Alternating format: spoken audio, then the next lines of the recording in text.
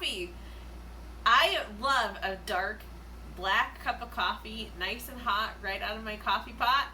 But there is a time and a place for iced coffee, and cold brew is where that's at. So let's talk a little more about cold brew today.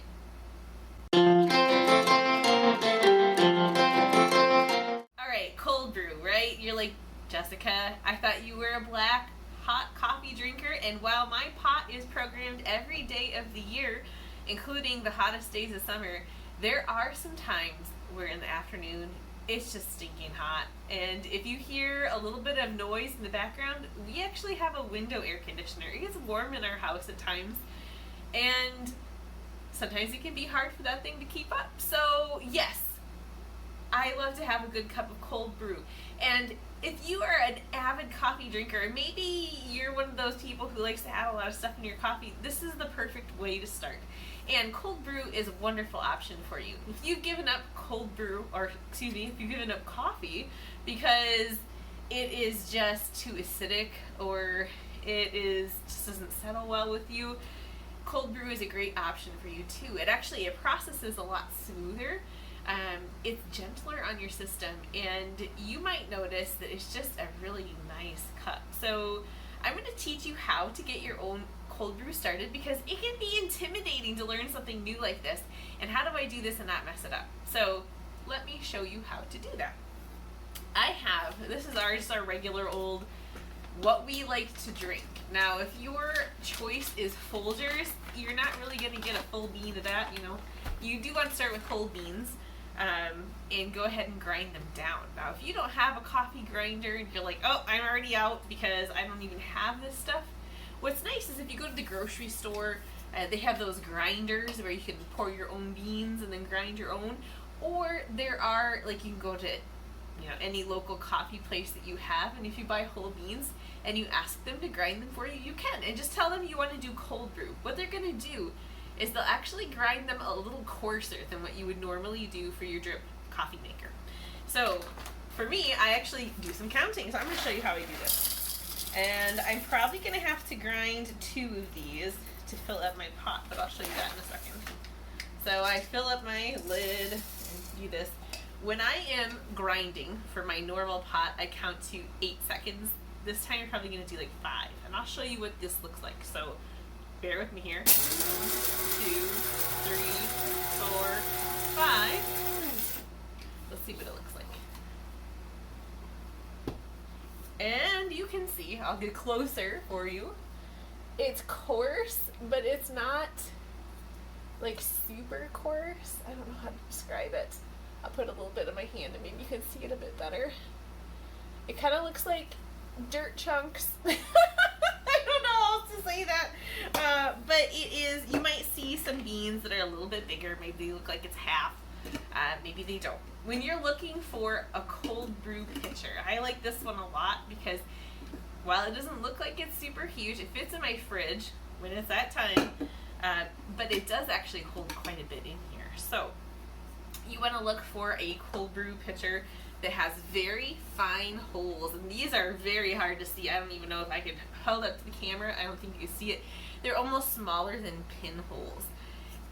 It will take that water and go, but you're not going to get those little coffee grinds sneaking through there at all. So this one comes with this is a T one too, and the holes are a little bigger, and if I held it up, you can see the holes.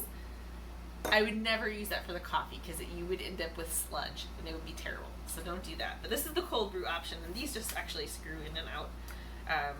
But look for one that's easy to use like that and has these really tight holes all the way, even on the bottom. It's the same thing. So I'm going to go ahead and shake this in, and I'm actually going to remove this as a collar for gripping the glass, and also it keeps it so that when it's cold and gets condensation on it, it's not slipping out of your hand, or if it's hot when you pour it, then it's not going to bother you, right? Because this will actually, you can do hot stuff in here too. For cold brew, we don't. So I poured it through here, and I'm going to show you again. I'm going to say the grounds are about here, so I'm going to grind maybe like a half of one. I want the grounds to be all the way up here. Now there is a measurement. I'm not really a measurer. Sorry if you like to measure things. You'll go with me for a while and then you'll be like, oh yeah, I don't really need to measure this. There's a time and a place to measure things. This is not the time. 4, 5. Good enough? Alright. We'll pour it in. And that is about full. You want it to be up to that collar, and I don't know if you can see that, but it is all the way up there. So, now what I'm going to do is I'm going to add some water. And I should have grabbed that. But, you want to use nice filtered water. I'm going to walk off camera for a sec. Oh, maybe, probably just got to see me behind. Okay, well, that works too. And what I'm going to do is I'm going to pour this water. Now, this is not any special water. This is my tap water that I ran through the pitcher.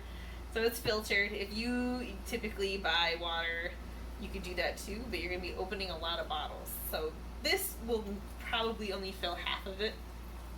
And I'm going to pour it through very slowly. If I pour it through quickly, the grounds will rise up before the water comes. And you're going to end up with grounds all the way up here, and then you have to try to rinse them back down, which is fine. It doesn't hurt it. It just makes it take longer. So be patient with this stuff.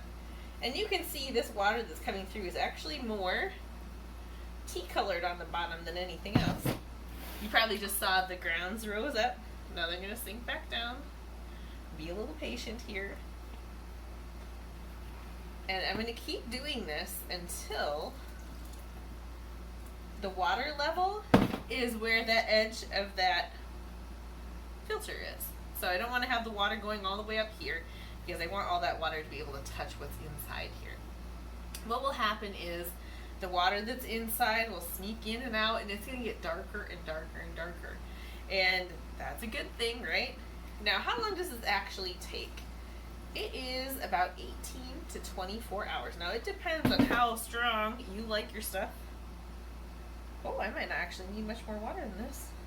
Yes, my pitcher was really full. Yeah, anyway, 18 to 24 hours. So I'm going to check it. It's the afternoon right now here, and I'll check it again tomorrow afternoon. And I'm going to put it somewhere where it's not going to get knocked off my counter, where it will stay cool, but you do not want to put it in your fridge.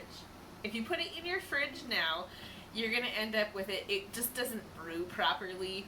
And I know it's tempting because you're like, I'm going to wait a whole day and I want to drink that thing and I want it to be ice cold when I drink it, but stop, don't do it. It will not brew properly. So just do this room temperature, find a little spot to put it. I actually put it by where my grinder is over on the counter over here. And that's where it will sit. So, I fill her up. This has a nice lid on it too. Oh, that was the perfect amount of water. I never would have thought I had enough water. Well, there you go. I had more in there than I thought. And I'm going to put my lid on. There's a lid here, so pop the lid on. I'm going to pop the collar on before I move it.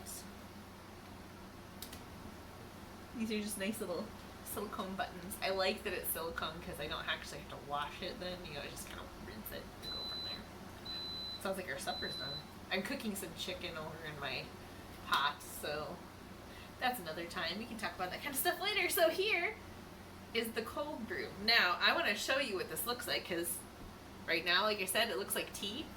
It will look like glorious cold brew later on.